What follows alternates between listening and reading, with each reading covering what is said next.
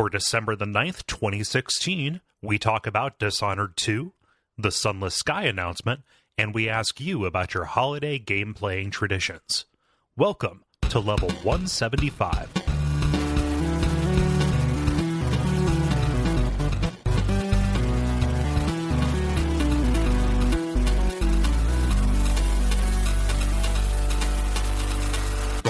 My name is Kole Ross. My name's David Maysmith. My name is Allison Baker. And I'm Jala Prendes. And you are listening to The Level. It's a podcast for people who love video games. Hey, there's a new voice here. Hi, Allison. Hello, everyone. Thank you very much for coming on. People who listen to the network know who you are, but why don't you kind of give your pitch? Tell people what you do. Oh, what do I do?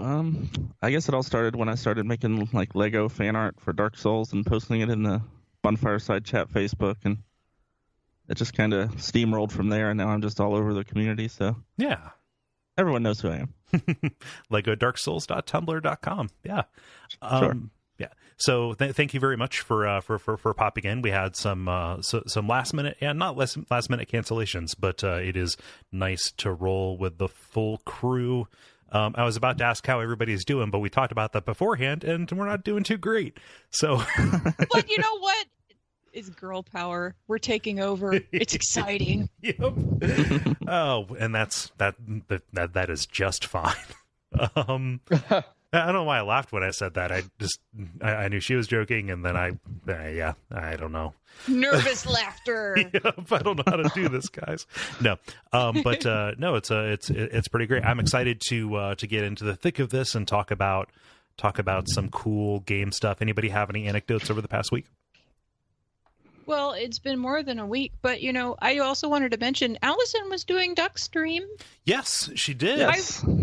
I was running at the time. Yeah. I couldn't see the stream, but Allison was streaming. Yeah. I went on and drove donations by what was it, suplexing or kicking people in the head, something like that.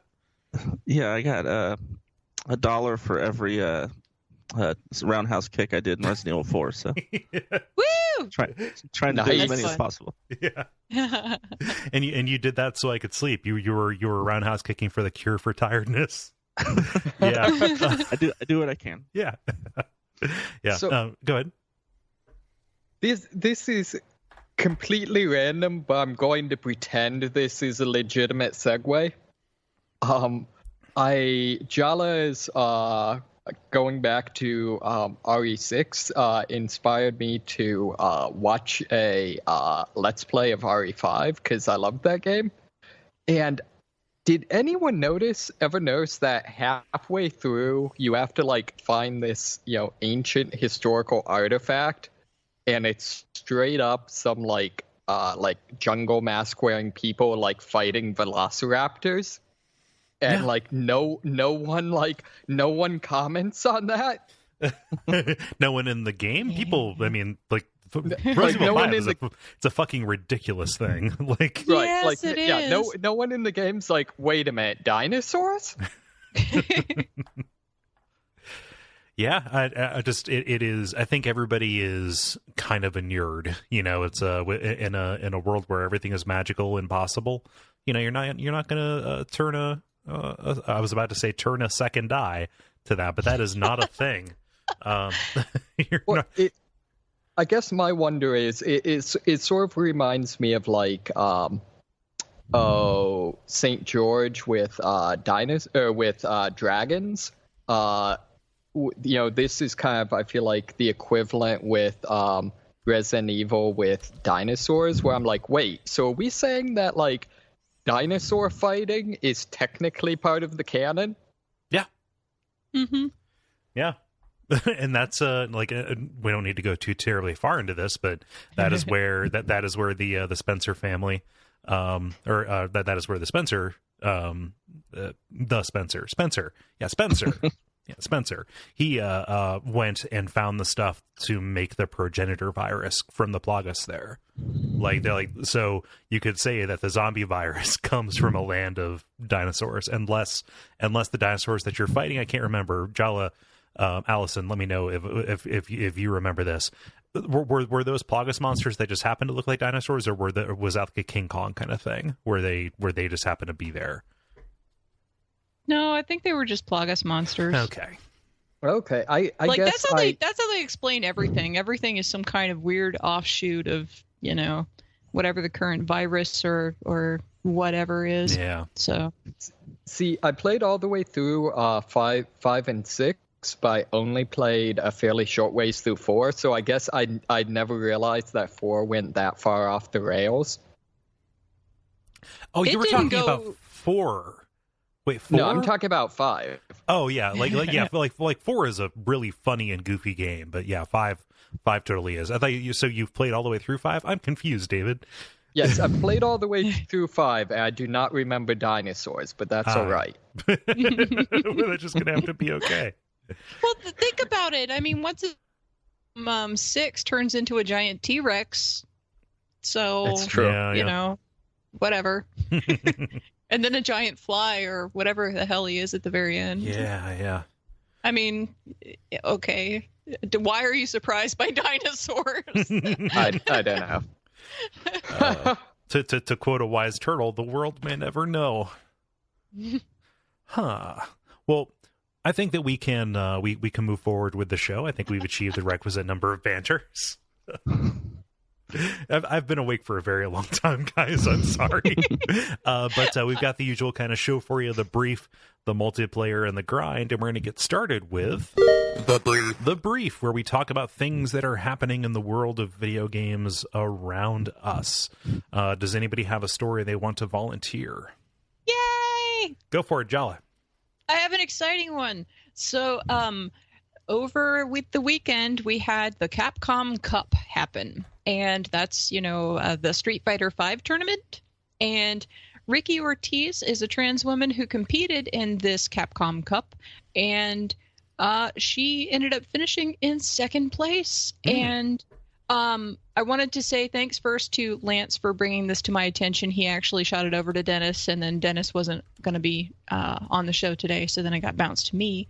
But anyway, this was also a big deal because there were a lot of points in the tournament, especially right at the beginning, that had a lot of turnover and a lot of unexpected stuff happen. Like, it started off with the last seeded player who only made it to the event because other people dropped out, beating the top seeded player who was expected to come out as the champion.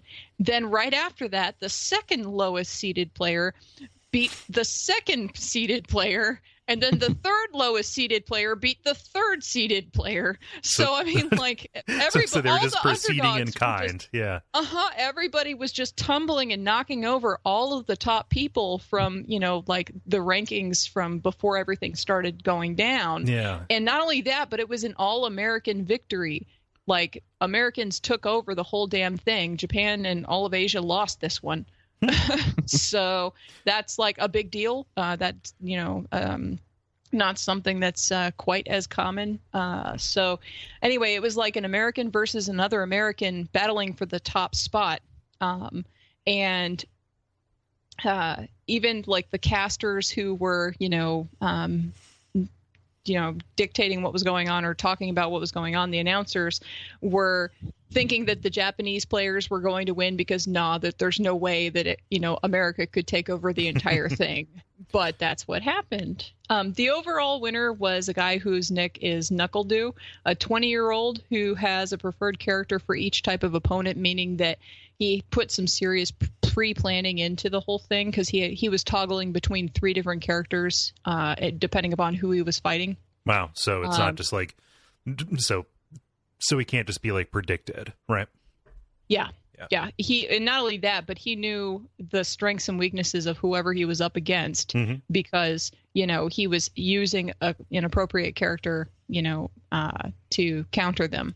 Yeah. And circling back to Ricky, though, she was 26th seed, but started rolling when she defeated Gamer B, who was the 7th seed player. And then she went on to beat the 3 top Japanese players before meeting NuckleDoo in the finals.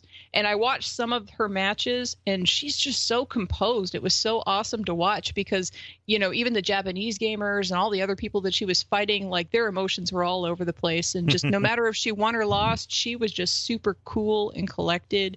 And it was so cool just to watch because, she was just so, just like chill about it. And even when she lost to NuckleDoo, she got up, gave him a hug, and, was cool. No upset crying face or anything like that as some of the other people were doing or any of that. And so it was awesome. So I would recommend that people take a look at that and look it up and take a look at this. Don't be thrown off that the videos and article are on redbull.com. Oh yeah, there's that. But I mean, like you can YouTube it. Good articles. You can YouTube it and and just look for Capcom Cup finals and just pull it up. But anyway, so that was really cool, and I was excited about that. I did miss the actual tournament when it was happening because I was going crazy, as kind of aforementioned. But still, this was really cool. So again, thanks, Lance, for bringing this up. And, listeners, if you want to bring cool news to our attention that we may or may not know about, I mean, some of you guys already do in the Slack channel, but like you can also, DM us or whatever if you want to do that. It's cool. I'm looking at this. Seriously, if it's less than or if it's greater than 1 minute before the start of the show, we don't have any news yet. Well, except for you speak for yourself. Yeah, Jala. I'm responsible. Yeah. No. It only looks like I don't have the news. I found the article earlier today. I usually find the article early on Tuesday. I just forget to share it until. Yeah. That's and that is how you get swooped. So. But I'm looking at this. The I guess they have a specific or a special stage for the Capcom Cup. Like they're in a wrestling ring. They've got the ropes and turnbuckle. Which is the right one? Turnbuckle. There we go. Thank you. And they've got people cheering in the background, including a gigantic bear. Is that a character? Because I know like Tekken has a kangaroo. Is there a bear fighter? But and by which I don't mean like somebody who fights bears. Obviously, Zangief does that. But like a bear character, a baractor. I think Tekken has a bear. I don't know because I don't have 5 yet. Just because I haven't had anybody to play with, and I don't really do online fighting games so much. Yeah. So. Huh. See, I haven't actually looked at the article, but I choose to imagine this as this stage is basically being like Yu-Gi-Oh! Like just giant, like true to life holograms fighting it out. It's that is not far off actually from what it looks like to me. That's pretty badass. Huh. There's a drone flying in the air. That's thoroughly modern. Well, that's cool. It's I mean, obviously USA, but you always like those underdog stories in in any kind of sport, be they or otherwise. Well, and then just Sports all pride. of the finals. Yeah, well, all of the finals from the beginning of this tournament just went crazy, and all the underdogs were just representing, Yeah. So that was really cool. But yeah. I'll do mine next because it's fairly brief. I don't know. Have we talked about the shortage on the NES Classic on the show? Has that been actually addressed? No, I don't know, but I know that about it. So I mean, like, So back in early November, Nintendo said, "Hey, we're going to bring you guys this little box." They mentioned it earlier than November, but November was the release day. Here's this little box with 30 NES games on it, and it's going to look like an old NES but smaller. And it'll be $60, and it'll be a fun little thing to have in your house. But we don't want to take your money. And we don't want to give you this thing, so we're going to make 4 of them and send them all to the Philippines. Dang it, the Philippines! I mean, they're having fun. I don't begrudge anybody. I'm envious, but I wouldn't take it away. But so the problem is not the problem, but the reason I'm bringing this up. This is how ridiculous it's getting. So a retailer that doesn't sell games, as far as I know, Urban Outfitters, right? They decide to, for some reason, sell some of these online. All right. That's actually not surprising at all.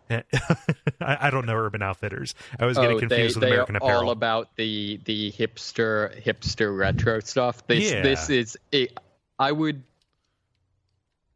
expect them more from Urban Outfitters than GameStop. That's pretty This good. is true. This is honestly, I have to agree. Yeah. I think you're right on the money there. Money. But I'm looking at this. So they decide, hey, we're going to sell these things, and it's not like featured on their online store. All they do is tweet out a hidden link saying like, hey, the NES Classic Edition is now available with this nice picture of the NES Classic surrounded by some like Christmas ornaments and stuff. It's real cool. Like, hey, let's give people who follow us on Twitter a way for us to buy. Nope, actually it sold out in like 4 seconds. This was earlier today. They tweeted it out and then just gone. Wah, wah. So I mean, people got them, which is pretty great. But yeah, not everybody could have done this. But yeah, they're selling for like $200 on eBay now. On launch day, they were selling one of these every 18 seconds. On eBay. It's kind of ridiculous, and obviously people are kind of salty about this, saying, Nintendo, you should have known people were going to want these. Why did you manufacture scarcity once again? Yeah, I don't know if I blame Nintendo necessarily, but yeah, I would like to have one of these, and it just means I probably never will.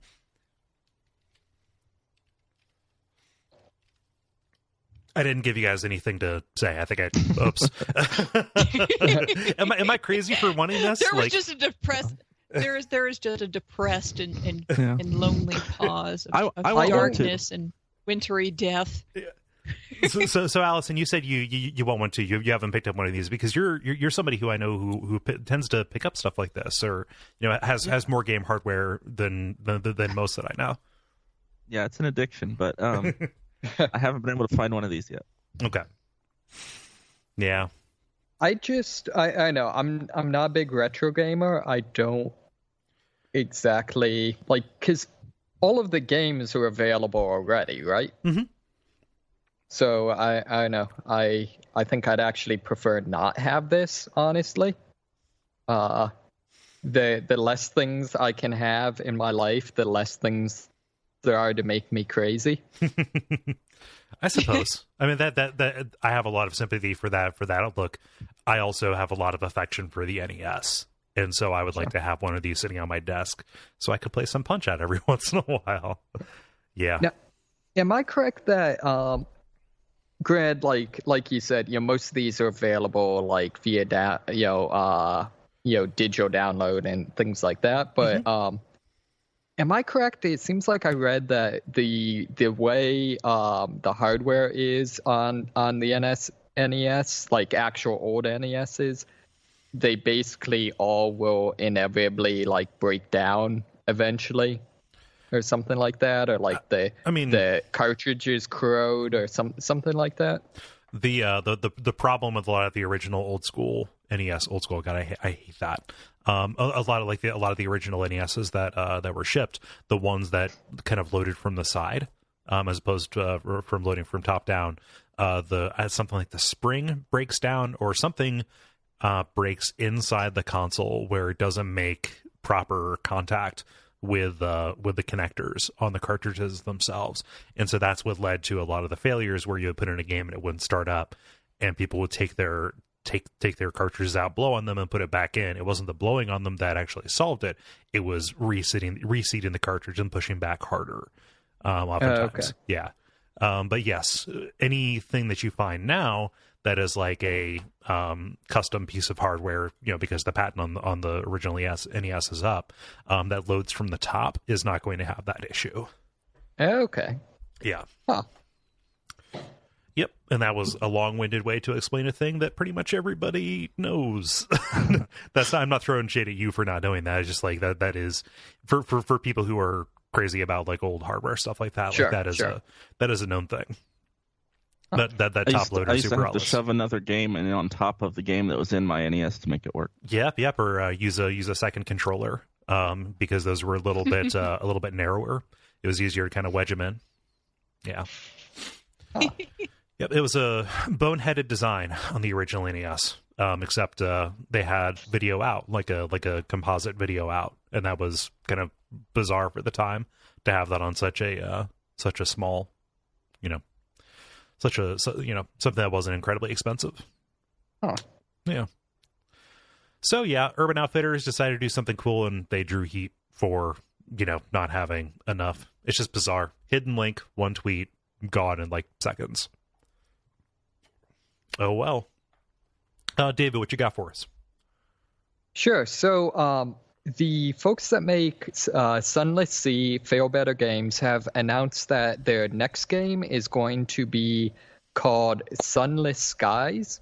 So it's going to be a sequel, I guess you could say, same basic kind of roguelike, 4X trader, gameplay, but this time it's going to be set in space.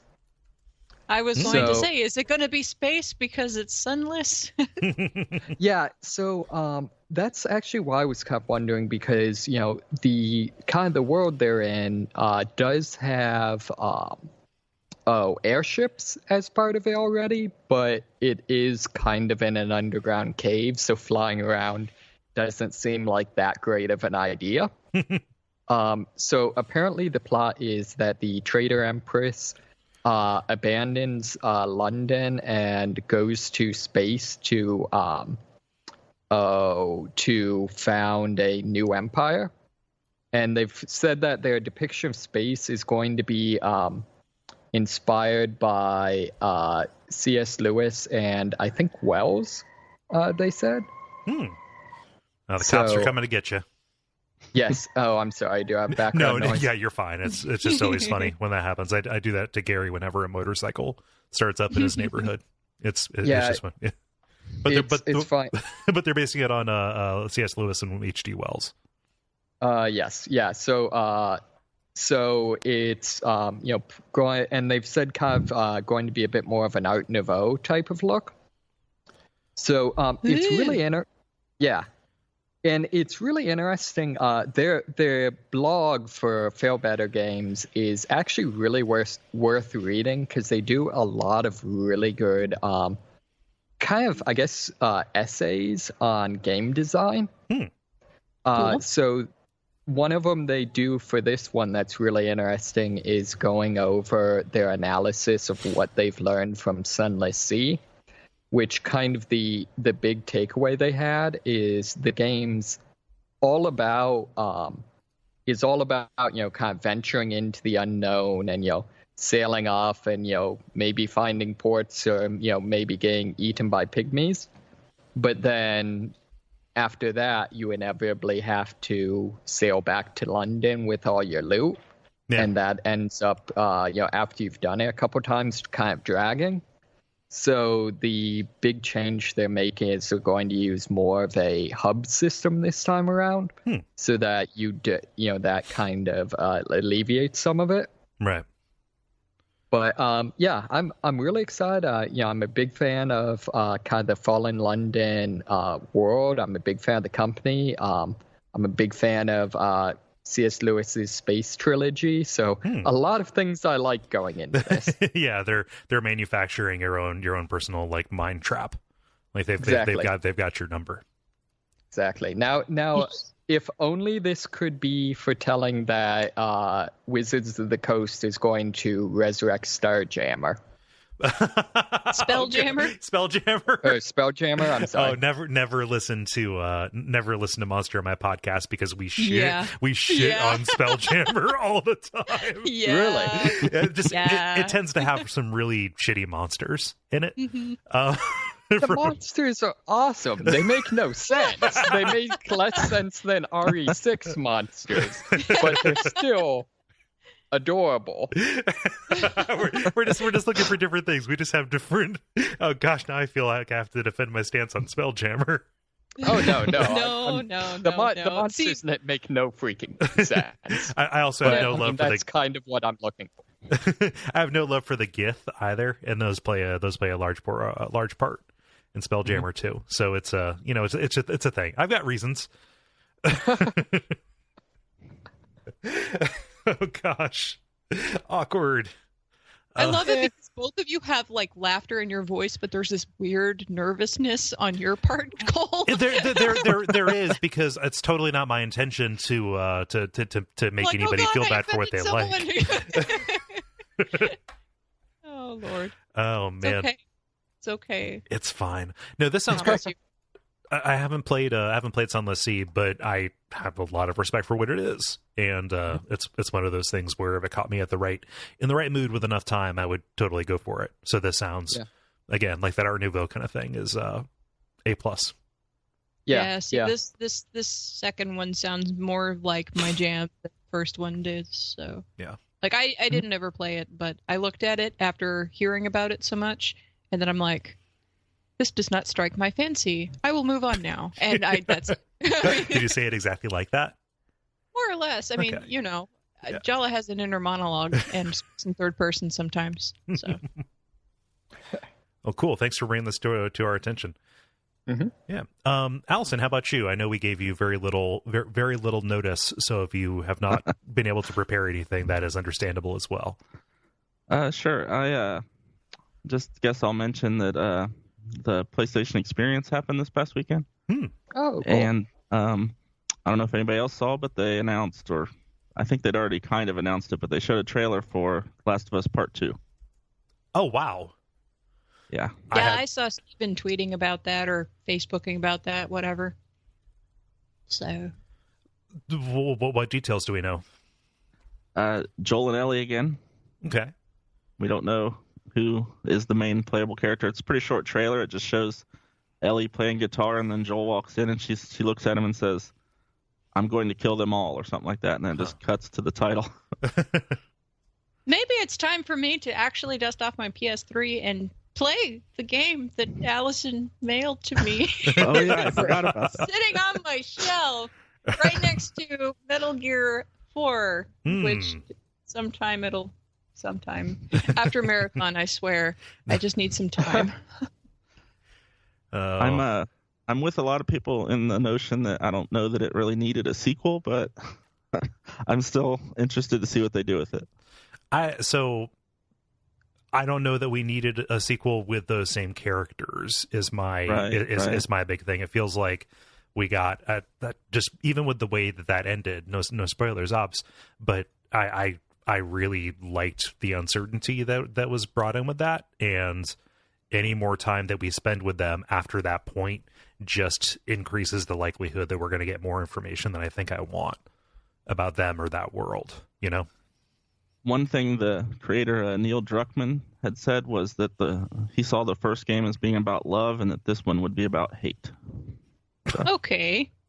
I'm not sure that bodes well, honestly. I also don't know that I see what the first game has to do with love. It is a very desolate. I mean, obviously there's love. You're going to make me. What's love got to do with it? You're going to make me just bust out. Okay. Well, I mean, I can't stop you. It's your way or the Hadaway. But it's God, that episode is so good. That just go and listen to the episode of Teenage Dirtbags about what is love. But it's yeah, I don't know. I'll give it a chance. I really, really like The Last of Us. Yeah. Yes. Well, then that means it might make me flip a table. That's right. I can't say whether I like anything now because it means Jala won't like it. Well, I don't know. There's like a 50-50 chance that I will Dishonored. totally... Yeah, well, True. I was going to say, there's a 50-50 chance that I'll totally be exactly of the same opinion as Cole on the thing and be like, yeah, totally, absolutely, 100%. And then the other half of the time, I'll be flipping a table about it in the corner. It's just my recent batting average is very, very bad. Yeah. Was there anything else cool that came out of the PlayStation experience? I did not see this at all. There was not a whole lot. They showed some new Destiny stuff, so if you're into that, cool. They announced, I understand people are into that. The Resident Evil 7 demo got an update that added some new content and made it VR compatible. Oh wow! So you might hear a little more about that in my What You've Been Playing. Yeah. I was about to ask you if you tried that, but then I remembered we still have more show to do. Yeah. Cool. Well, that's big, man. I like that there are more of these events. I wish that they were publicized more, even on the sites. Right. Like I check sites pretty much every day. I saw nothing about this. Yeah, I forgot about it until it kind of snuck up on me, but I managed to carve out time to watch it. Oh, nice. Multiplayer. Now it is time for the multiplayer, where we ask you a question and you answer it.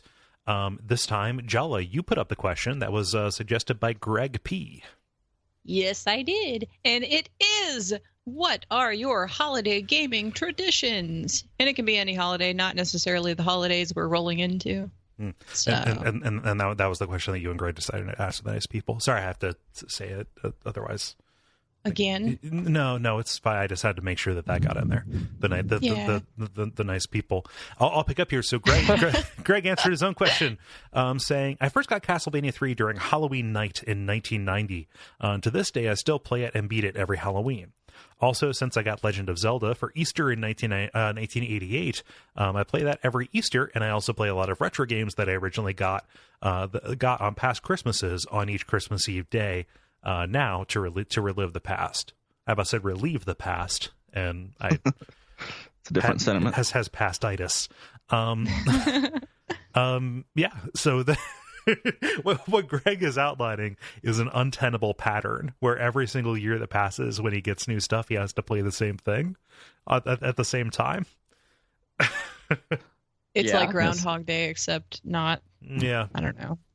So it's like a rolling ball. If he gets a new game for Christmas, does he have to then play both of them the following year? I know, man. Yeah, it gets out of control very quickly. Like, hey, Kole, what are you doing this Christmas? Playing the 28 other games, playing these 28 games. Or what do you do next Christmas? Playing 29 games. See, come on, as if you were only going to get one game for Christmas. I'm not getting any games for Christmas this year, actually. Oh, that you know of. Oh, true. See, I feel like you could come up with a system though. You'd have to like Schrodinger's cat it.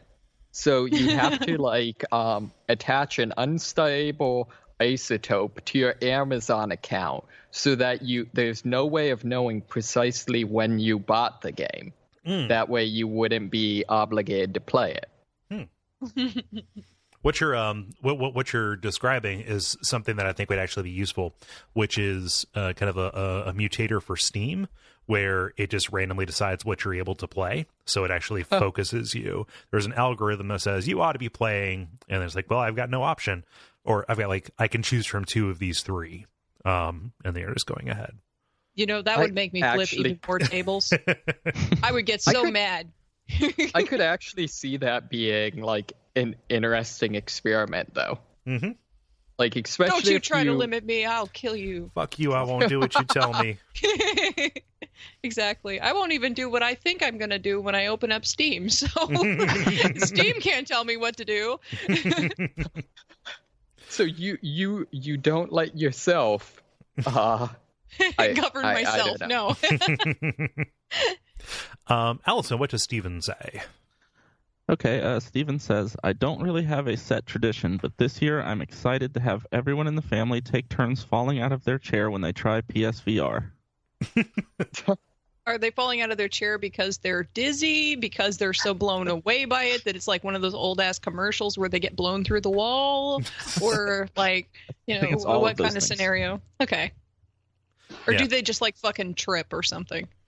Yeah, I think that one of the features on PSVR is spontaneous chair failure. I did have my mom over recently to try mine out, and she about fell over in the chair. Is it like so let's describe these chairs because there are many different kinds. Are we talking about a recliner, or are we talking about a like a swivel chair?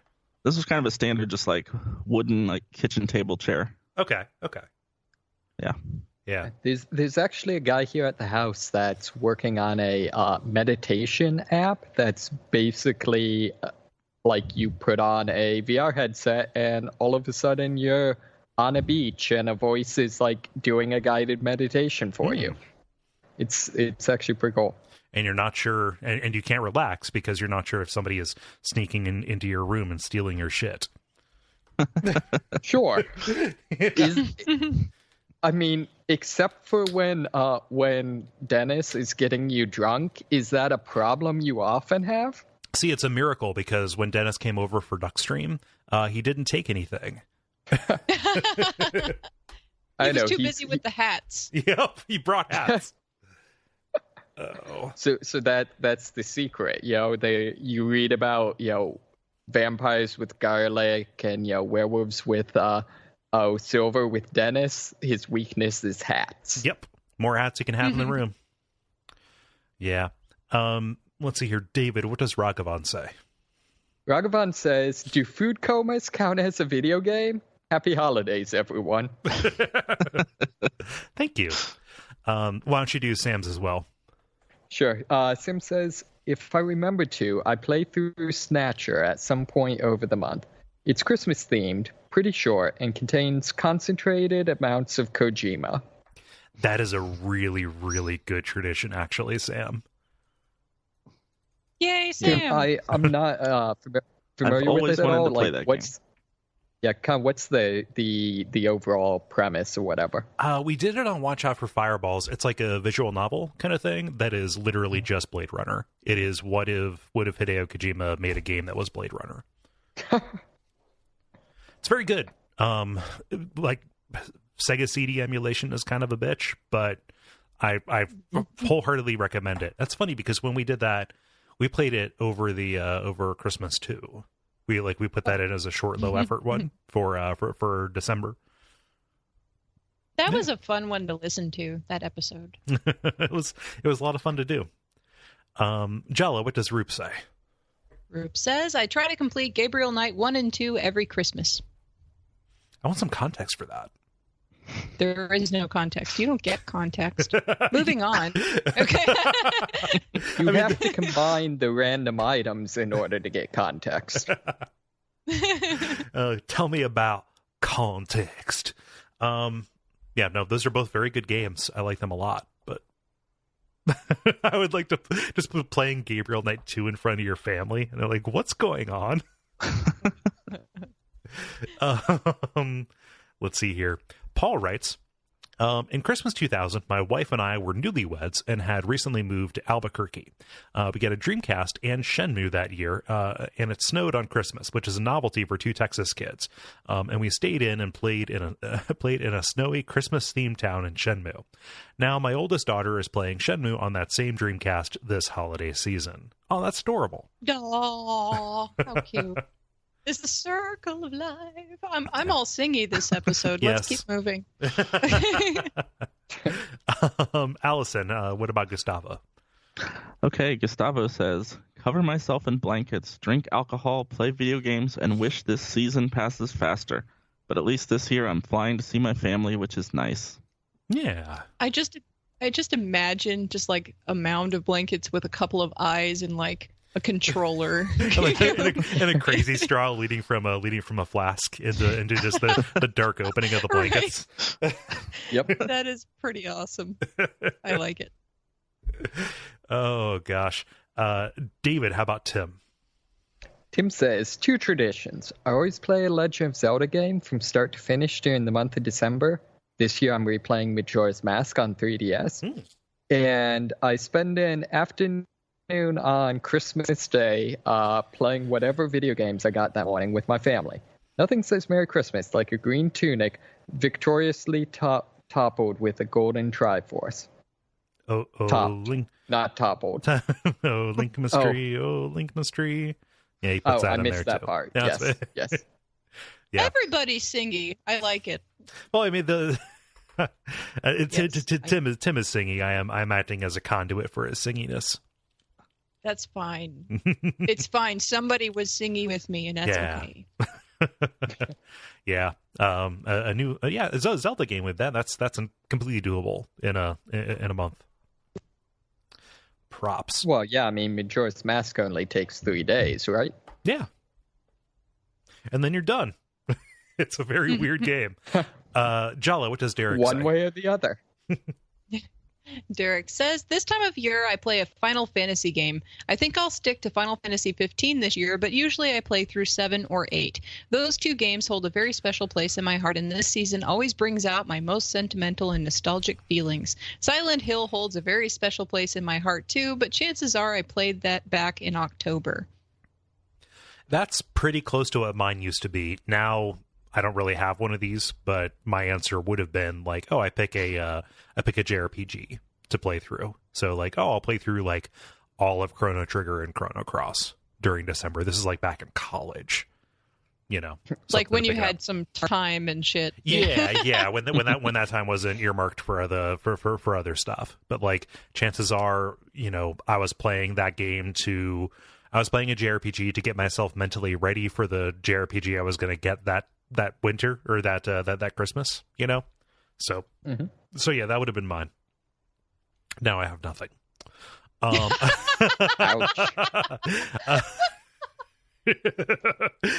Ollie writes, when I go home and my brothers are there, we play Commander Keen and try to do our own version of speed runs. Fastest time or highest score wins. Also really good. Yeah. Allison, what does John say? John says, my gaming tradition, at least in college, was to come home, lock myself in a room, and play 60 hours a week of whatever game I just bought. I specifically remember Twilight Princess and Call of Duty Modern Warfare 2, both taking up a week of my time. After that, I'd be too burned out on the games for the rest of the winter break. Also, this is a secret agent man. This is a profile of somebody whose name is not John. Oh. Huh?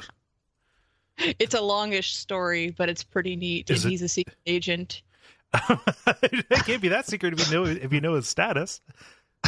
Yeah, no, he talked about it in the Slack and the level channel. You can go scroll up through that. Yeah, I would have to go back and look at it. A Mighty Squall, also known as Matthew, although he changed his name in Slack to match his... I don't know if it came through in my inflection, but I read it as John in quotation marks. Yeah. There you go. We'll go back. People can rewind if they want to hear it. Yeah. Oh man, just that free time, you burn yourself out on it. I presume I've heard. Yeah. Let's see, David. What does Patrick say? Patrick says, my tradition is to hide away from family, playing games for as much time as I'm not helping to cook things as possible. You should really help your family. Seems like a wise man. One of us has to be the family nag. You should really help your family. You don't get to see them I presume. I don't know. He did. He said he helps. He says when he helps cook. He did the thing, and then he went away. Oh, wait. Playing for games as much time as I'm not cooking, as I'm not helping to cook things as possible. Oh, that was bizarre syntax. I thought he was being funny, like, oh, instead of taking time to cook with my family, I play games. No. Yeah. No, he says when I'm not doing that thing, I'm doing the other thing. I'm sorry that I couldn't parse your sentence and also assumed the worst, Patrick. Let's see. Jala, what does Jaden say? Jaden says, while it's not exactly video gaming, me and a couple of friends each buy a Magic the Gathering booster box for each other for the holidays. Once everyone has their box, we crack all the booster packs, make decks, and play three-player tables with our new cards. It's actually a really good idea. Yeah. Cool. Nice. Little random decks. Also, because it involves magic, and the next person is Mike Michael Pran. Michael said at one point that he was nicknamed Magic Mike because he plays magic. Was this before the Channing Tatum film of the same name? No, I'm pretty sure that's afterwards, and that's part of the joke. Okay. So that would have been funny if it was before that. Yeah. Let's see here. But yes, Michael writes. Magic Mike says. Yes, magic. You're not going to make me say that. Michael says, every year during Christmas season, I do a playthrough of Final Fantasy Tactics. In this special holiday round, I name all my characters after friends and family. The characters' powers are built around their namesakes' personalities. The day after Christmas, we pair them off in a bracket-style battle to the death. Winner takes bragging rights, I guess. Last year's Tinsel Throwdown ended with my sister throwing a dictionary at my dad hard enough to knock him off a cliff to his death. Insert threw a book at him pun here. Oh, you better be careful with that dad or else you're going to crack his spine. I think he meant more along the legal sense of she threw the book at him. Yeah. Okay. I still think mine was pretty good. Yeah, but it was a facepalm moment, which is why I said facepalm tree. Yes, har. Facepalm tree for Christmas. Let's see, Allison. What does David say? Okay, David says, we go to visit my in-laws in Minnesota every December for Christmas. It's normally freaking cold out, so these trips involve lots of handheld gaming under blanket time. That sounds really nice. Yeah. David, how about Jonathan? Is this an actual Jonathan? Is every John fake? No. Okay. Just the one. But we won't tell you which one. You told me the one before. Well, yeah, but they change. So Jonathan it's John says, Roulette. Exactly. While I don't do anything special for the festive season, my wife takes my daughter to see her family 1 week in the year in November. I take my holiday from work at the same time and spend a whole week gorging on a game, especially big ones. This year it was Deus Ex. Last year it was Witcher 3. It's a good call. Cool. Yeah. Let's see, Jala. How about Jason? Jason says, my gaming doesn't change too much for the holidays. My wife and I will usually get some good opportunities to play something we can both enjoy together. Single-player games are a good bet since you don't know if hackers will bring multiplayer game capabilities crashing to a halt. Oh, yeah. Like Christmas time is not the right time to play online games. Like Christmas Day and the several days after, especially. Wait, that's real weird that's because the best time because that's when there's all the fresh meat. Well, no, but every it's either because of hackers or because of kind of increased server burden that usually all of the services are down. Yeah, I've never had a problem with that when I've played on Christmas. Oh, it might not be a universal thing. I've just had very bad. I've had, even going back to like Xbox 360 times, had very bad experiences with it. I don't know. Yeah. And I will take us out here with, Jairus?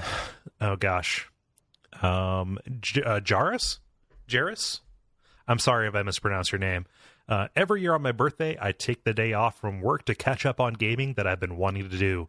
This year, it'll have to be Fallout 4, which I haven't put nearly as much time into as I would have liked.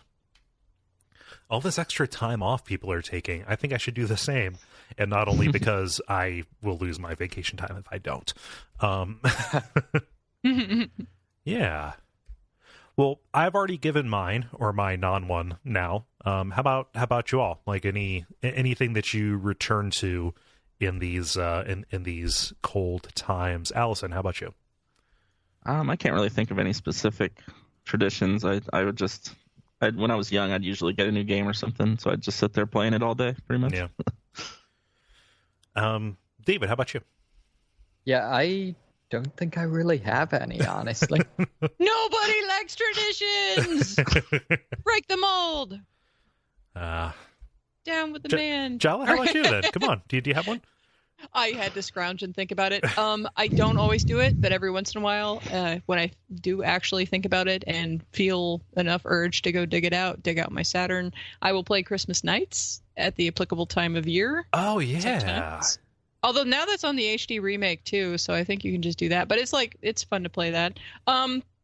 But insofar as like video gaming, nothing unless you count that time where it's after all the family goes off and you're sitting there and everyone in your Steam list is online and you can play, with everybody, but nobody is playing with you because they are all playing whatever they just bought or received as a gift rather than co-oping, even though it's like the perfect time to co-op with all the people.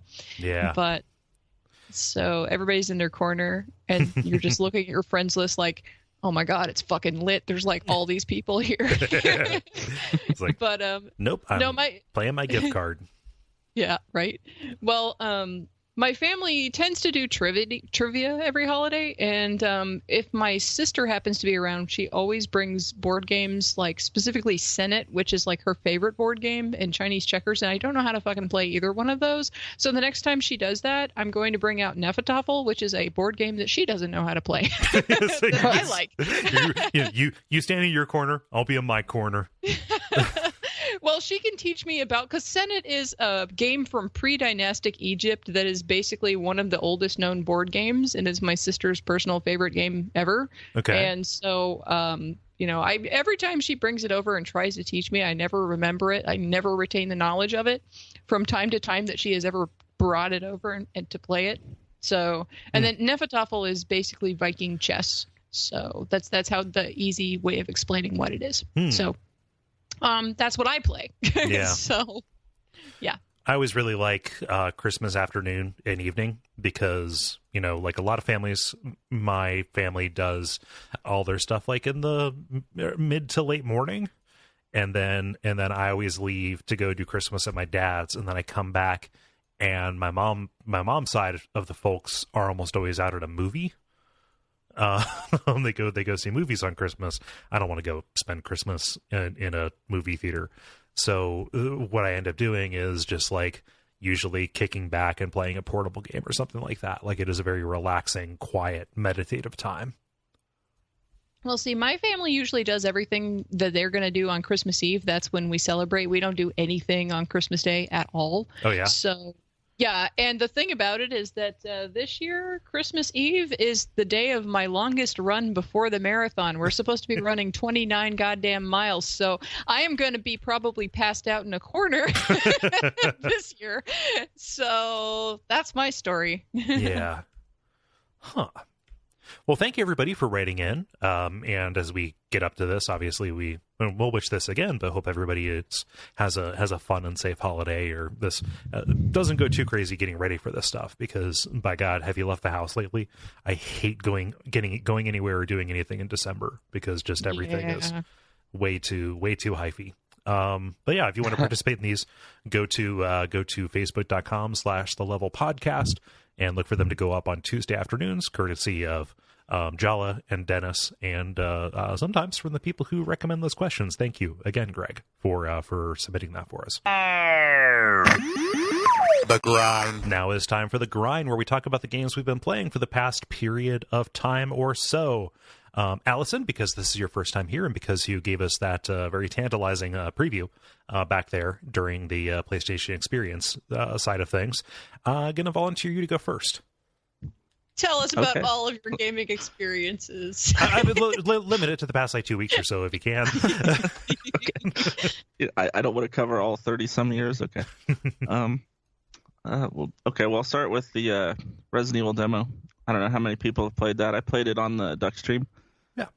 But they did a new update for that, which adds a whole bunch of new content. You can actually finish the demo now without getting grabbed. I don't know. Have you played it, Kole? Yes, I have. And I know that they've either people have been finding new things or they've been putting stuff in. I would love to read like an article that summarizes the growth, but like there's most of the time it ends with you getting like a jump scare, like these psychobillies come and grab you. Not like psychobilly, like mid-90s psychobilly. You know what I mean? There's also, I read that they figured out, or they gave you something to do with the finger for the mannequin. Is that also Yes. true? Yeah. Yeah, well, they did 2 updates to the demo. One a while back, which just added like 1 new room, which added like a mannequin hand that you could plug the finger into, but then you couldn't do anything with that. Yeah. But the newest update, they said it's the final update, and you can there's multiple endings, you can do it all. But the biggest part of it is they've finally made it PSVR compatible. Which So how was it? playing that game and with the VR it's like a totally different experience. Huh. Like, How so? I feel like that would be terrifying. Yeah. it's Sorry, I think I just said the most obvious thing ever. yeah. Is this a scary game, Allison? It's definitely scary. It was really weird because I was so familiar with the demo already. Like playing it in VR almost felt like I was like transported inside a video game I was already familiar with. Is it really like you get a really good sense of presence, like you're actually there. And how does that work with the sections that are kind of like flashbacks in a VHS tape? It's just, well, I don't know. It plays just the same. You know, you put the tape in and then it just see the fuzzy screen for a second and then you're like there in the past. Okay, that's But, cool. I was worried it was going to be like you're watching, so you're in VR, like in the full 3D in the room, and then you're looking at the screen and you're playing the game on the screen. Not in That would be VR. interesting. I don't know. I could see that being kind of trippy if it's like was literally you on the screen. Yeah. But So like walking around in that kitchen, still not fun. That's the most upsetting thing to me about that is the big old thing of stew. Like you can really like get your face into that fridge and it is gross. That's pretty great. I feel like that needs to be like the slogan on the back of the box. Get your face in that soup. Well, you know how they'll always have like the quotes from like random critics. I feel like that would be like an amazing one. The soup, it's out of sight. GameSpot, 9 out of 10. Yeah. Does this add any new like functionality? Like, so I haven't played with PSVR. You're the first person we've had, I think, on the network who has actually used it. Like, this has like head tracking kind of stuff. Like what's the granularity of the control that they kind of give to you there? Well, it's like it's full head tracking. You're still playing like with this game. You're playing it with the DualShock in the same way you would have been playing it normally. Mm-hmm. But all your like looking controls are just you actually looking around. Yeah. And you can actually like, you know, it tracks you so you can like duck down and look at stuff like closer and.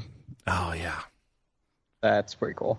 Yeah, I'm really down for that. Like letting you again get your face in that soup. I don't know. Like, so the resolution, is it believable? Like, is it immersive, or is it very clearly like, hey, this is a PS4 game that is kind of being down-resed and double or stereoscopically jammed into my eye holes? I was worried about that kind of stuff going in, but like I found that like once you're in there, it's like so immersive that you just kind of don't even notice that stuff after a minute or two. Yeah. Nice. That's cool. Yeah. Yeah, I really am excited for VR, and yet I have not been able to like do almost anything with it yet. Yeah. So now you can finish it. Did this update add in yet another room that you could go into, or is it is it just kind of like now the guys no longer come and grab you? How does the ending change? Well, if you're familiar with the demo, as you leave like the TV room where you start, there's like a door to your right that's kind of covered in junk and you can't open it. Yeah. That door now opens to a whole other wing of the house. Oh shit. Oh wow. Yeah, it's basically double the amount of rooms you can explore and do stuff in. Oh, that's great. Oh. I haven't. I need to go back and play that then. And you can get a handgun and you can fire it. Oh, that eases a lot of. I mean, I didn't really have a concern about that, but that answers a really important question about this game, that there will be combat. Like, does there is an enemy and he can kill you, and it does say "you are dead" across the screen really big. Oh, nice. Yeah, I'm down for that. How does like crazy hillbilly people? What does that have to do with zombies? Who knows? It's Resident Evil. yeah. I mean, have they said, is this actually a Resident Evil game? They're not just doing like we're just going to, use the name for, to move product, or? There's a photograph you can find in the demo that is of a helicopter with like a note that says something about they're watching us, but the helicopter has an Umbrella logo on it. Oh, okay. So Yeah. it's definitely tied in, but we don't know to what extent. Yeah, or what continuity there is. It's called Biohazard in Japan, which that might just be another. I think the official title is Resident Evil 7 : Biohazard. But in Japan, it's Biohazard : Resident Evil. That's actually pretty good. That is pretty good. Yeah, nice. Well, my favorite, one of my favorite things about the reveal of that is that they worked the 7 into the title, both in English and in Japanese, or for both Resident Evil and for Biohazard. That's pretty cool. Yeah. Huh. So is that extra room, is that whole extra wing of the house, is that available for people who don't have VR? Like, because I am really you can curious do the whole about demo, regardless. Nice. Cool. Awesome. Well, so you're obviously going to get this on PS4 and yes, for sure. Play it like that. Is it still the case that not everything in the game is going to be VR compatible? Like, those are going to be specific sections? As far as I know, with Resident Evil 7, the entire game is playable in VR. Nice. Awesome. Well, I'm happy to hear that it changed it, especially for the better for you. I mean, at least the whole demo you can play in VR, and it's good. Cool. I definitely do not see myself being able to stand that. It's it's tense.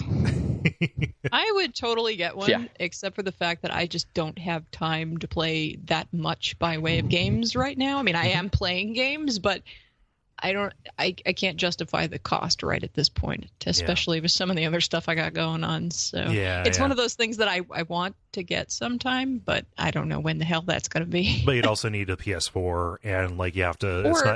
For that particular machine, but for a VR headset, I could. Yeah. Whatever. Yeah. Any other questions about the Resident Evil 7? No, I see it when it comes out. No. What else have you been playing, Allison? Okay, well, the other big thing is Final Fantasy 15. Oh, nice. That looks so good. I actually got credits on it last night, so I'm done. Awesome. Oh, cool. Awesome. That's a lot of game. How many hours was that? Do you mind me asking? The final clock was about 66 and change. Okay. Yeah. Nice. So how is it? Because I know pretty much nothing about it aside from a couple of still images. I've seen a little bit of gameplay, when they showed it at this most recent E3, when they showed you fighting that big boss. Give me the rundown on what this actually is. Okay. Well, about half the game is kind of like a open world exploration, do side quests fest. That's not a lot of story to it. Mm-hmm. You get story beats that kind of string you along, but a lot of it's just kind of open. Okay. Then about halfway through it, what it seems to me is that they couldn't finish the game, so about halfway through they just put you on a little train and take you from cutscene to cutscene until you get to the end. Oh, so they Metal Gear Solid 5 you. Yeah, it's the comparison is very apt because the chapter 1, if you will, is really good, but then chapter 2 is okay. Yeah. You obviously didn't have time to finish this, but I'll take what I can get. Yeah. It's this game has been in development for like 10 years. I didn't realize that until I saw that like as the lead into all of the reviews. That is like, oh yeah, you know, for a game that's been in development for 10 years, it really shows that it's been in development for 10 years. Is that a good thing or a bad thing? It's meant as a bad thing because something that's been in development that long probably just chances are good that it stayed in development because there were just problems they couldn't solve, or there was. I think with this game specifically, they kind of threw it out, like completely threw it out several times. So like the actual version we got, I think, was only being worked on for maybe like 3 years. Okay, yeah, that was the case with 12 as well. Go ahead, Jala. I was going to ask what your overall opinion is of it, like, you know, good, bad, ugly, you know, and what do you think of it versus other Final Fantasies, etc. Despite its flaws, I did really enjoy my time with it. It feels a little grindy if you want to do like all the side quests and stuff. Like a lot of that content, I imagine a lot of people would just find horribly boring and just want to skip it. And you can. Like I've heard of people finishing the game in like 20-something hours. Yeah. Just kind of blasting through the plot. But it's complicated. The combat is it can go from like way too easy to way too hard. And it never like nails like a real good equilibrium, I think, with that. Sure. Well, is it because of the enemies or just like from area to area? What changes that? It's just like in the end game specifically, they just throw so much stuff at you, and it all has like so much HP, and isn't that kind of like Final Fantasy tradition? all the battles just take forever. Yeah. So what do you think about it versus like other Final Fantasies? It's definitely not in my like top 5. Like if I had to pick one, I'd say like 6 is probably my favorite. Yeah. Mm-hmm. But like 6 and 12, I have a lot of affection for. I'm pretty excited for that like re-release of that. Yeah. But it's similar to 12 a lot because you get a lot of open area to run around and you get like hunts and stuff to like hunt down these like powerful monsters. I like that. That's like a lot of what the side content is going after that stuff. Is it straight up like them cribbing for Monster Hunter? Because I can't really, I've never played Monster Hunter, but when I look at that combat, I think that looks like Monster Hunter to me. I don't know, like the combat, like the actual, like what you do is very simple. It's basically just hold circle and you win. Oh, that's demoralizing. But I mean, it's not quite that simple. It starts off that way, but it gets more complicated as you go. But on the easy difficulty, you could probably just hold circle all the way through the game. Yeah. And then toward the end, it turns into this weird stealth horror game, which I wasn't expecting. But okay. Look forward to that. You caught me mid swig on my beer, and I had to come back up because that was very surprising. That thing you just said. Well, that sounds appealing. I don't know if I want to tolerate all the rest of it that leads up to that part to get to that part. I think it's worth playing through if you're a fan of the series. There's a lot of fun like callbacks and nods to previous games and stuff. So yeah, I know some podcasts on this network aren't into that sort of thing, but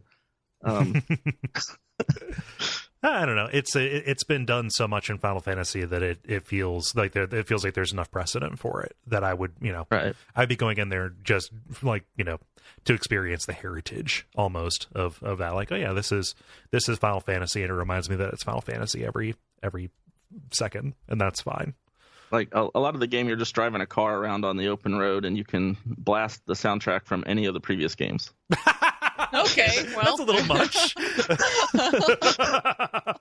Well, and at least the clip I saw, like after one of the battles, one of your friends actually starts humming like the old victory themes. Yes, that's accurate.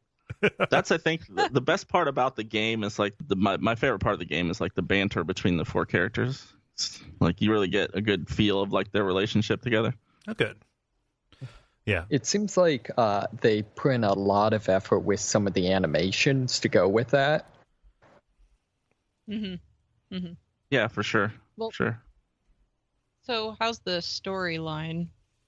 Well, that's like I said, that's where it gets messy because like it starts off a little messy because it really wants you to have watched the tie-in movie they released. Uh-oh. Oh. Yeah, there's like a big like CG movie like called Kingsglaive that they put out like a few weeks beforehand, and I think it kind of really wants you to have watched that. They put in like a small synopsis of it, but have you watched it? I was going to say, is it good? Yeah, I can't imagine. Yeah, did you watch it? I did watch it, and it's okay. Okay, it's very beautiful. How does it compare to Spirits Within? Okay, don't get me started on that because I'm actually holding my Spirits Within Blu-ray case right now, and I love that movie. Okay. I wanted to ask though, even if you had not seen the movie that they really want you to watch, is it, like, can you still muddle through and figure out what the hell's going on, or is it really like you need to stop and go watch the movie? No, it's fine if you haven't. It fills in what you need to know, but it's just like I said, the story starts off a little messily just because it I think is referencing the stuff from the movie, and you're just like, what are you talking about? Mm-hmm. Well, that's a bummer. Is that movie like readily available? Like, does it stream? Do you have to pay for it? I don't know if I have to pay for it. It's readily available at the store. Gosh, I have to leave the house. Come on. The collector's edition of the game comes with it. Okay. Yeah. Well, so it starts out messily, but then what? Like from there? Well, I was just gonna say from there, it gets going like really, really pretty decently, like, and everything, makes sense up until you get to like about the last third of the game, and that's where I was gonna say it starts really showing that things were unfinished, and they just didn't have a lot of time to do everything they wanted to do, so they just kind of pieced together a story with what they had. Yeah. And it makes enough sense to get by, but it's just you feel like you're missing a lot. Yeah. I was talking to somebody like it's almost like watching the entire first season of a TV show and the series finale, but in between just like 5 random episodes.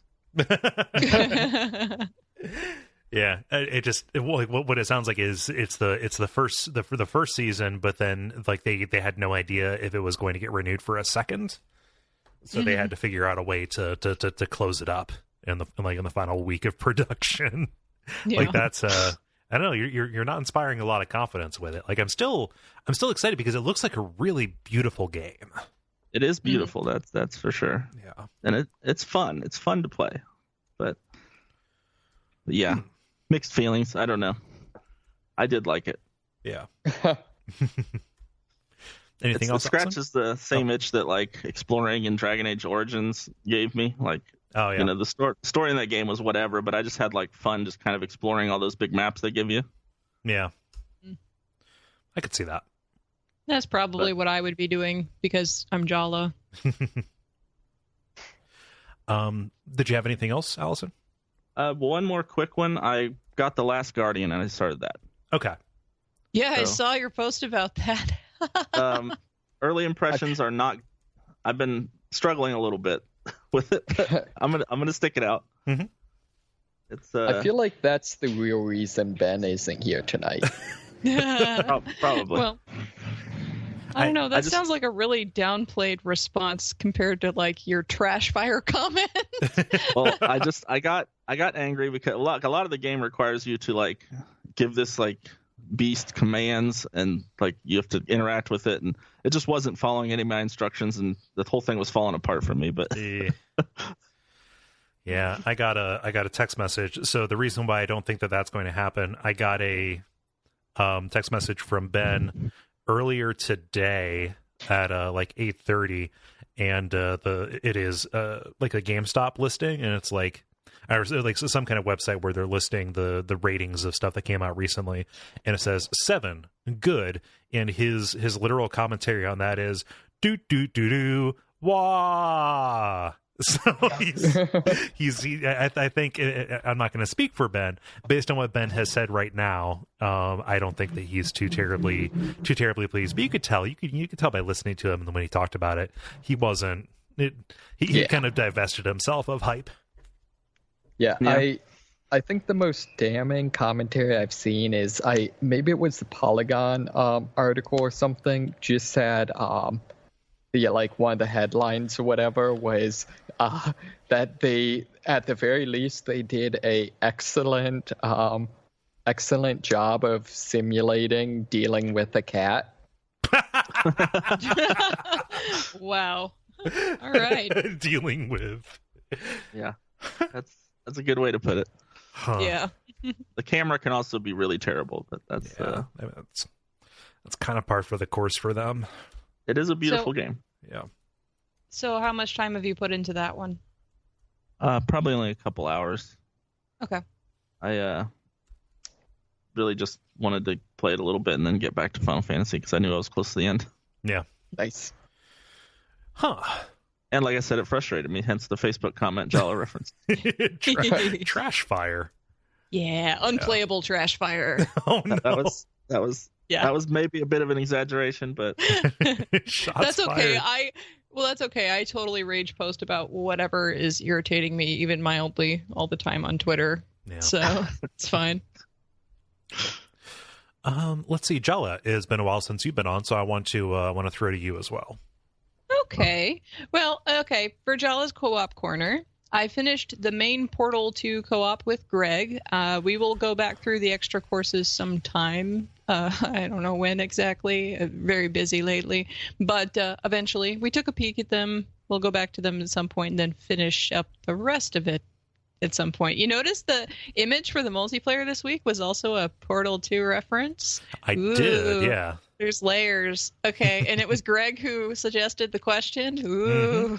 All Okay, right. I gotcha. So, all right, moving on. I also played some Castle Crashers with George, and I got to some new areas. I have never finished this game because, like, I'll play it with people, and then, like, everybody just kind of disbands, or I have to go over the same territory 100 million times. But because George has played the fuck out of this game, I got to new places that I've never been to before, and then we switch games. So, Yeah. anyway, and then I also played more Resident Evil 6. Surprise! Leon Helena Chapter 1 with Mai. Lots of technical difficulties, but we made it anyway through the first chapter, and she really enjoyed it and wants to keep playing. So at some point we will maybe coordinate that. Yeah. So that is what I've been co-oping in the last however long it's been since the last time I was on the show. Yeah. Since the last time, I have also finished Child of Light, including all of the side quests. Yay! Wow. It surprised me because I got I didn't think I was going to get any more characters after the last place I was, because I was like 2/3 or 3/4 through the game, but I got another character at the end of chapter 9 out of 10 chapters. Okay. And I'm like, whoa, that's real weird. I just got like another character at the very end of the game. Were they like There's a really like- powerful character? Or? Yes, it was a badass character that I used for the rest of the game. So, I don't know. Whatever. It was cool. It has a nice fairy tale ending to it. And after the credits in the last little exchange, the game plopped me back where I started in the beginning of the game, but with my full party and whatever. So I don't know what there is to do or what at that point in the game, but I just like turned it off because I was like, I'm not doing this shit. Like, you know, it's kind of like the old retro games, you know, like you finish the space shooty thing and then it just starts you over on level 1 again, but a higher difficulty or something. Right. Like, no. Yeah. I was just like, no, I'm turning it off now. So I have no idea if there's actually anything else to do or if it's just like, yay, revel in the fact that you can beat up everybody really easily. Like, I don't know. Just a victory lap. Yeah, I guess. I don't know. Whatever. So, any questions about that before I move on? No, I'm not surprised that they gave you the New Game Plus run around with that.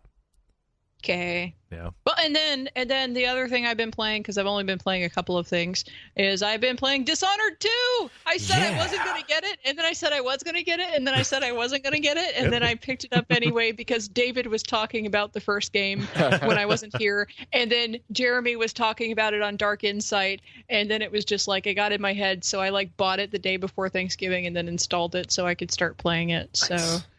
So, yeah.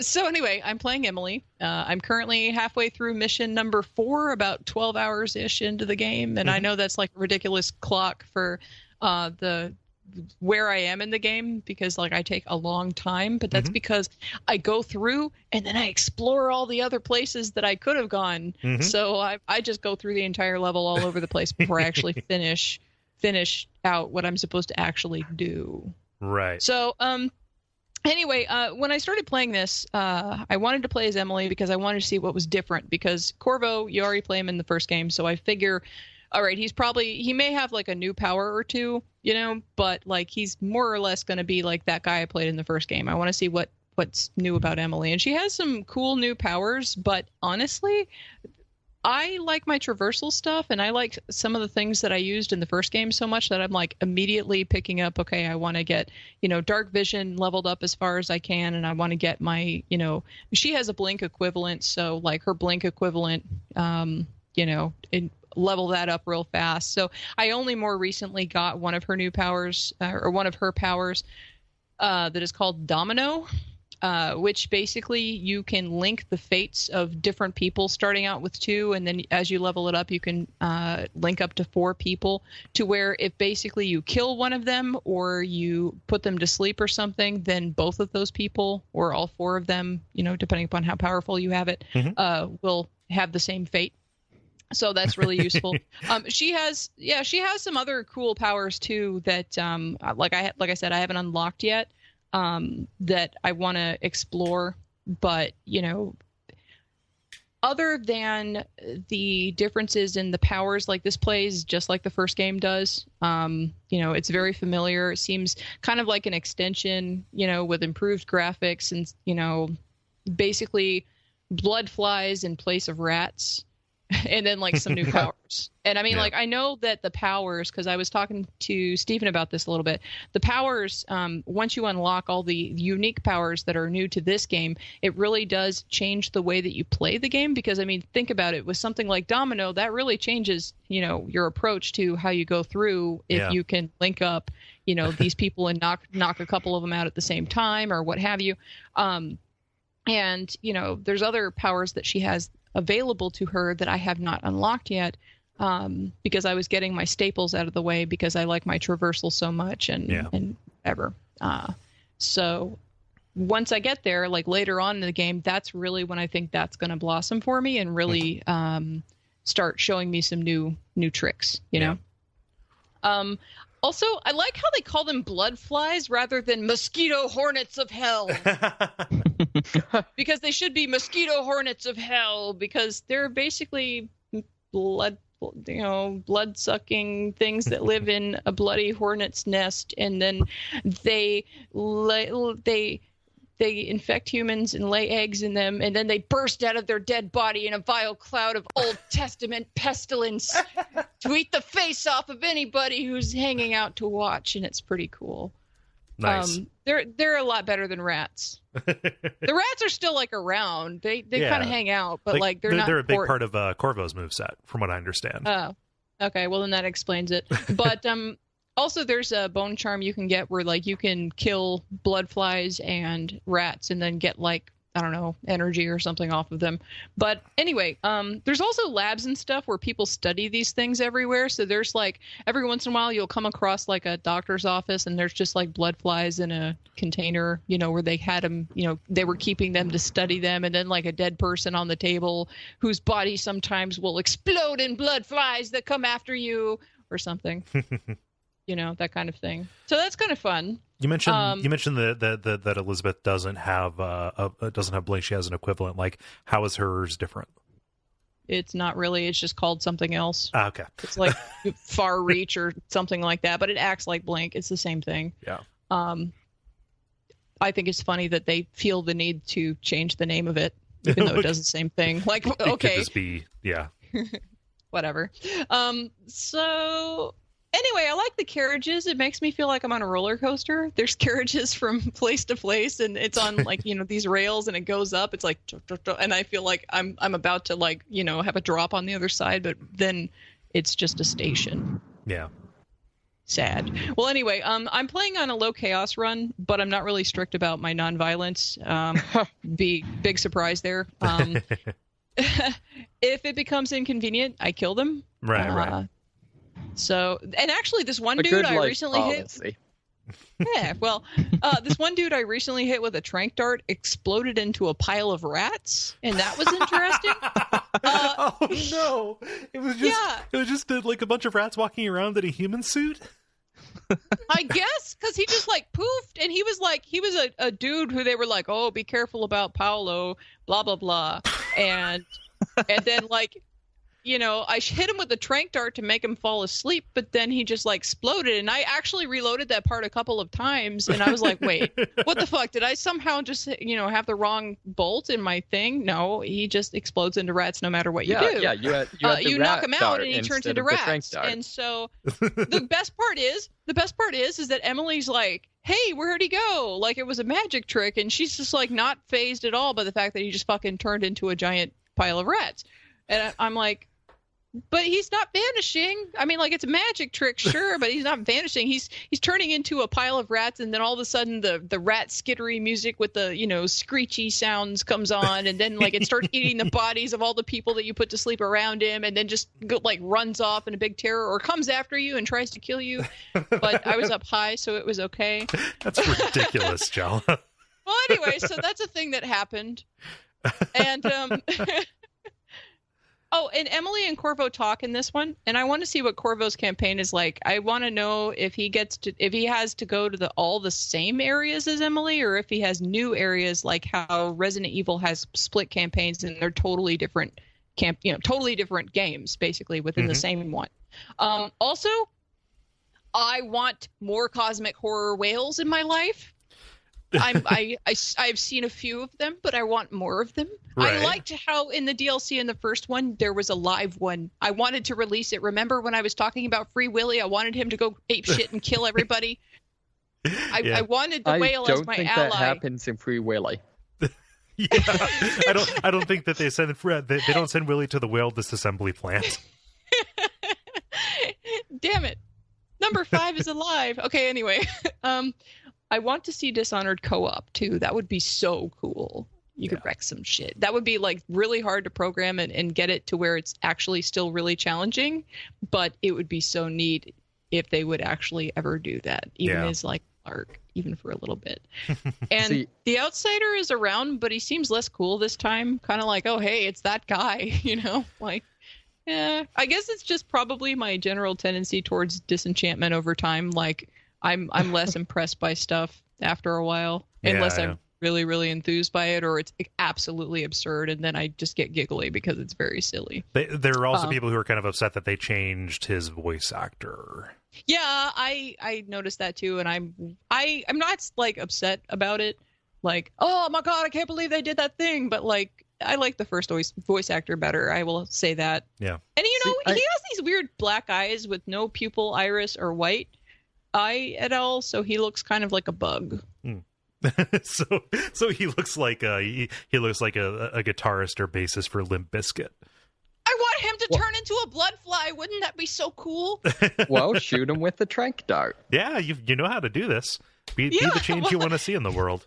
Well, actually, one of the things you can do in this one is you can actually, like, there's something or other. Oh, I think it's whatever the power is that turns them into ash whenever you sneak up on them and kill them. The highest level of that actually makes it where they explode into a cloud of blood flies that goes and attacks people for you.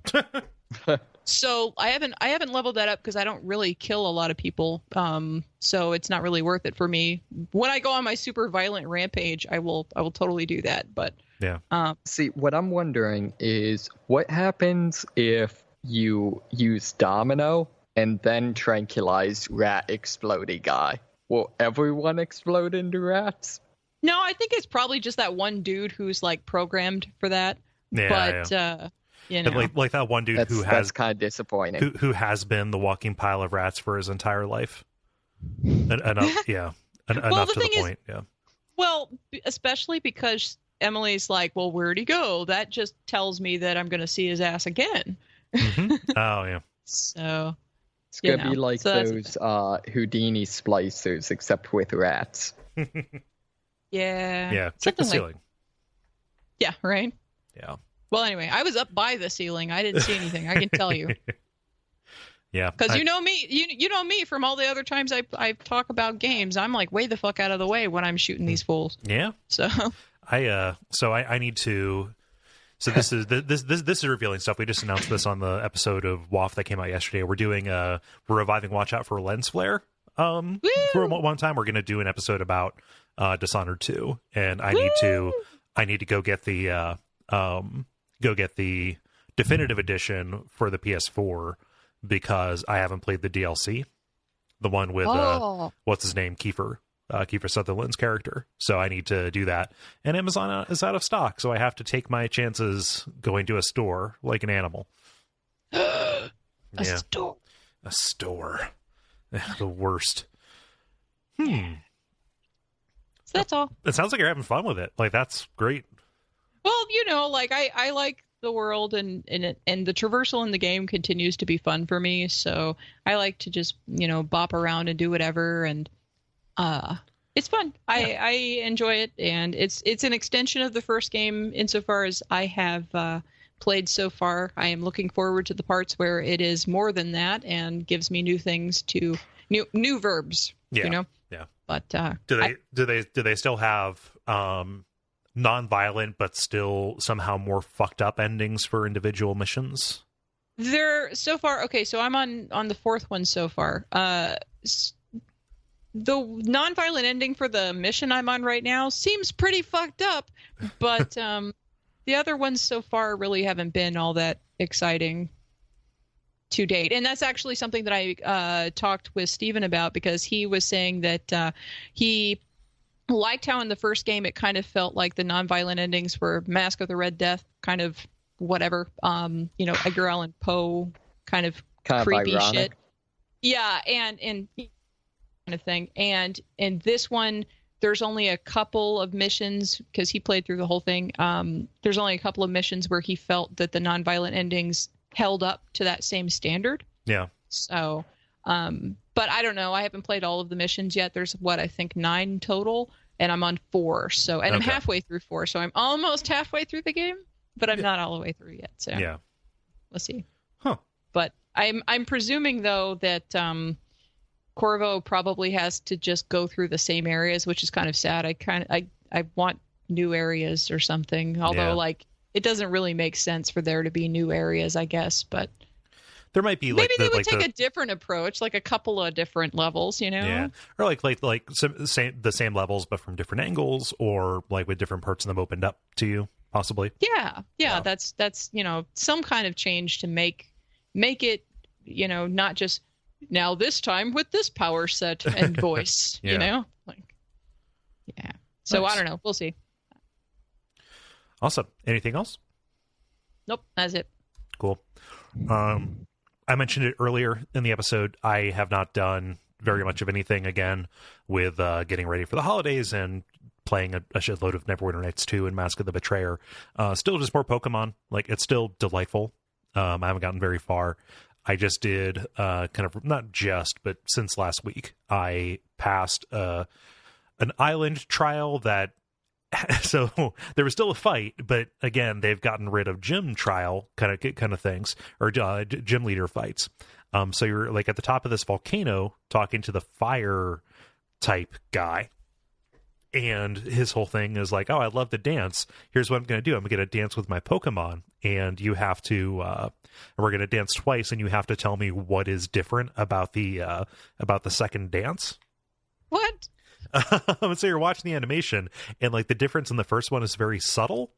But no matter if you get it right or if you fail, you still have to fight. And then the differences after that are just incredibly ridiculous. Like either a different Pokemon is in the screen in the second one, or like there's just a dude who walks across the frame, and that is the correct answer. I'm not sure how the fights change, but then you fight his, ultra powerful kind of guy. I don't know the names of any Pokemon beyond the original 150, but it's pretty great. Like just again, tons of character, delightful, all of that stuff I said last week still holds true. And because I bought Moon, so Moon is time shifted by 12 hours, which means that if you're playing it at night, it'll be daytime in the game. And if you're playing it in the daytime, it'll be night in the game. Oh. So even though I only play it between the hours of like 10 p.m. and 1 a.m., I'm still playing under the full light of day, which means I will probably never catch any of the night exclusive Pokemon. Yeah. By the way, yeah, I love the ultra powerful kind of guy. You met him? Yeah. Oh. He's my buddy. We go drinking. Anyway. Yeah. Yep. So that's me. David, how about you? Sure. I guess as is appropriate for my brief, I've been binging on Sunless Sea. Okay. So I don't know if I've talked about it at all before. It's it's more or less it has a lot of the same DNA as Fallen London, where it's this sort of Edgar Allan Poe kind of Victorian occultism mashed up with some I guess you could arguably say steampunk, and then a lot of kind of Kipling type of DNA in there too. Okay. And sort of the core of the gameplay is you're a ship captain and you're making these runs to various ports and having a adventure at each port that you make some decisions and attempt to survive and come back with loot. It's a little bit like Oregon Trail-y, but with kind of more systems backing it up for your character's build or what your priorities are. Yeah. So I'd say a lot of it is a resource management. So you have fuel for your ship, the supplies, which are basically your food, and then terror, which is your crew. Just how much terror you have on board. Right, exactly. It's your crew, slowly losing your mind. And so it's a lot of, certain ports. It's either more or less difficult to get certain resources. So, for example, since everything's coal-fired, it's really easy to get, flammable things if you take a stop off in hell. On the other on the other hand, if you are going to some tropical island, there's probably no coal, but you can probably get food for much under market value. And so there's a lot of kind of knowing your routes, knowing your ports, that sort of thing. And then also there's some trade-off between, for example, you can turn off the lights on your ship in order to save fuel, or take more circuitous routes, but then that's going to affect how much terror you generate. Yeah. So it's a lot of kind of resource management. It's kind of a lot of the core of it. I'd say I'd be interested to hear from someone who was more a fan of roguelikes, but I kind of feel like what strikes me as being unique about it is, the layout of the sea is procedurally generated every time you die. But compared to, say, like a Spelunky, where, it might be procedurally generated whether or not you see a shop, say. Yep. It's, a shop is still a shop.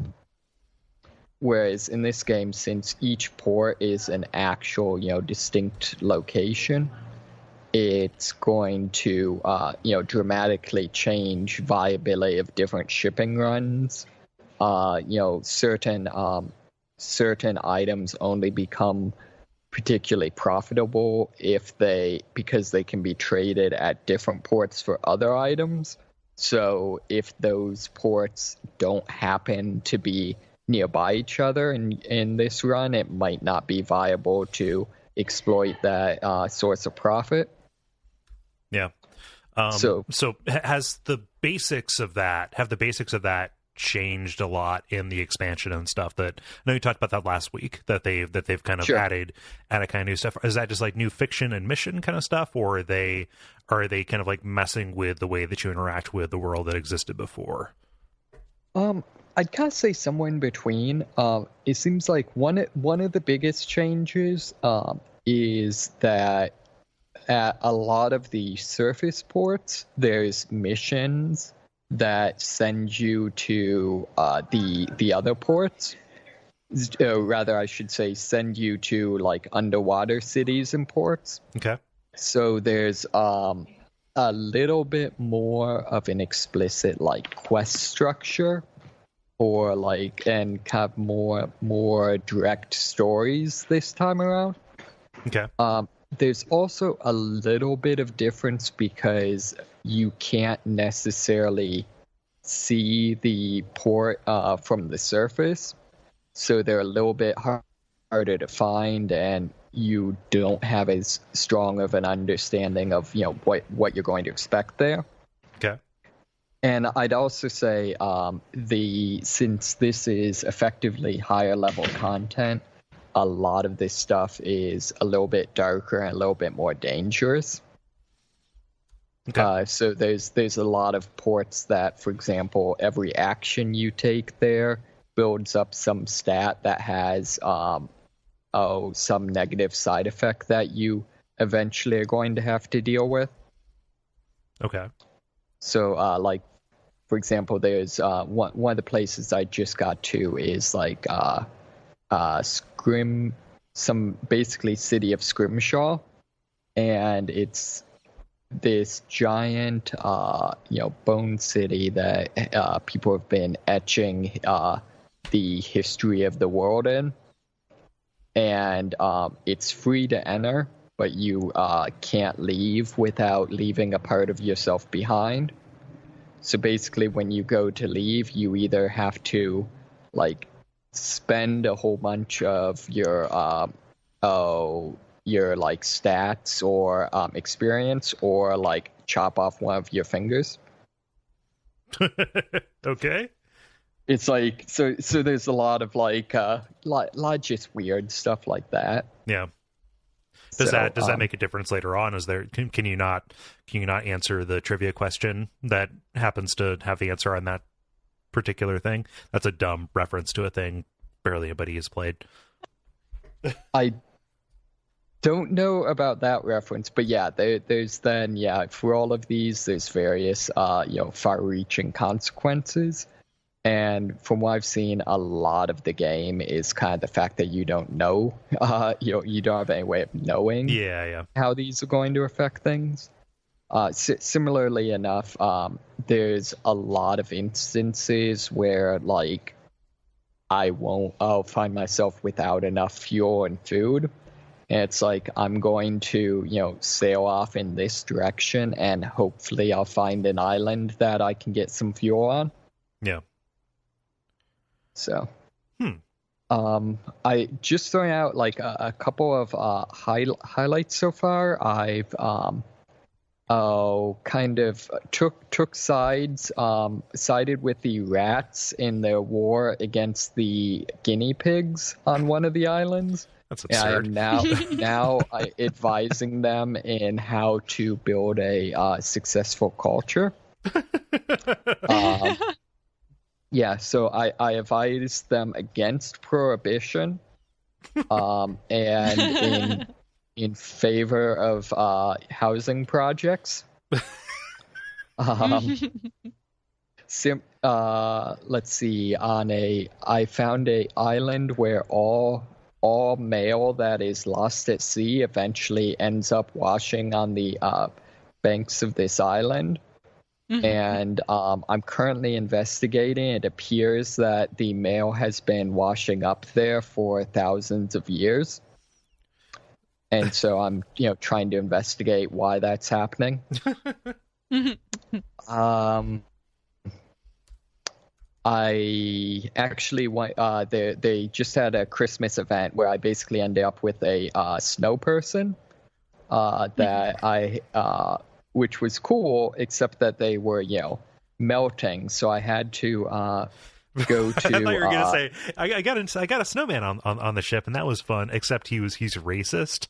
I don't know why that came to my mind, but Meanwhile, I was just like, he said it was cool, har, David. And then he's melting. Yeah, he's cool, not cold anymore. He's cool, but not for long. But so you've got, and you have to do you have to get him back to his homeland, or is it, or is his life just temporary agony? See, just because the game's actually depressing, he was basically made with the soul of a small child that died of some disease. And so I took him back to London, and only for him to realize that he can never really go home because he'll melt. So that set off this race against time, where I eventually ended up making a deal with one of the demons in hell to help me find a way to temporarily subvert the laws of nature so that he won't melt. Huh. So, as you do. But so the point being, it's just a lot of really, really compelling, really interesting, often very bizarre stories. So. Yeah, I mean, all of this sounds great. Yeah, it's still really good. Still very, very progressive in terms of gender and racial roles, which is really cool to see. Mm-hmm. So, Nice. Well, I'm happy you're still having fun with it. Like, you've been talking about this for a while. Mm-hmm. It's like your Resident Evil 6. So now I just need to find dinosaurs. Yeah, I'm sure that if they have rats versus guinea pigs, there's going to be dinosaurs. Oh, sure. Indeed. Yeah. Did you have anything else, David? No, I think that's it. Yeah. Cool. Well, that sounds like an episode to me. Do you all want to button it up? Buttons. All right. The credit. Thank you so much, everybody, for listening to this level 175. Wow, it moves so quickly. If you would like to help us out, well, no, fuck that. First, we have something cool. The title of the year competition is well underway. I need to go on to our Facebook and actually see where that runs.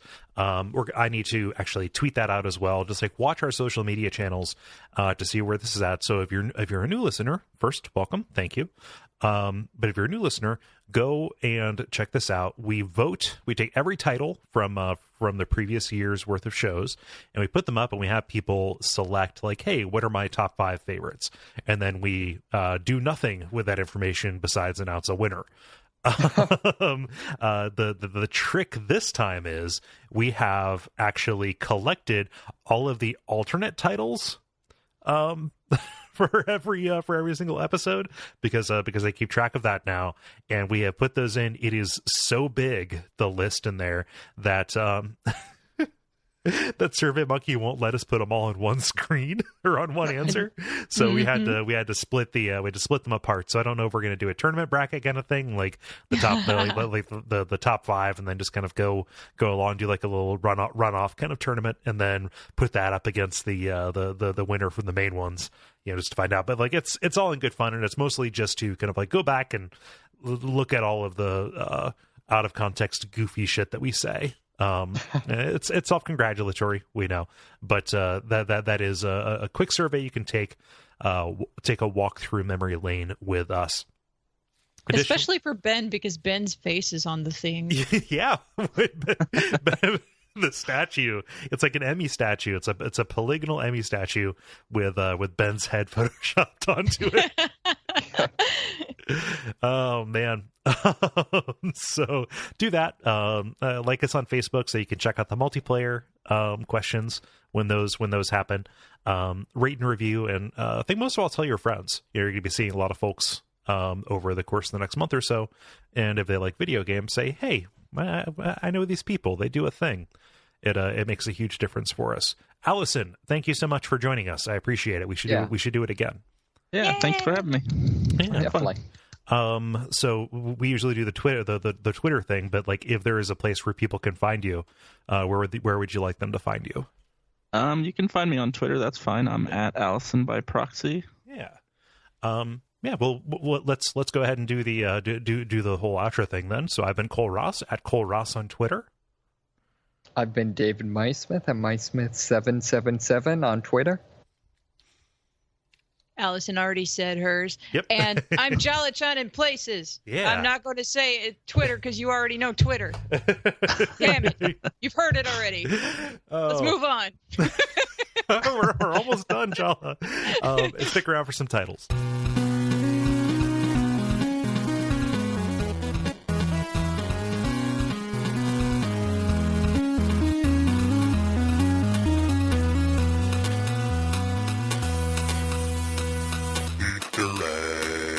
Okay, who has some that they want to throw in? I got some lots. Okay. Barrister. Oh yeah. You're right on the money. Okay. Pastitis. I have pastitis as well. Okay. Spontaneous chair failure. I had that as well. John Roulette.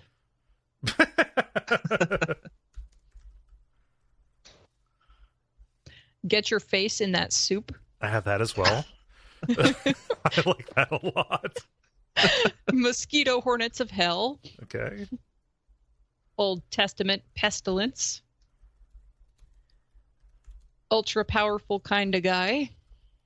I had that too. And he's cool, but not for long. Okay. Let me see your Old Testament pestilence. How about you, David? You grab any? Nah, I did not. Allison, did you keep track of any that stuck out? I thought about Barrister and be careful about Paolo.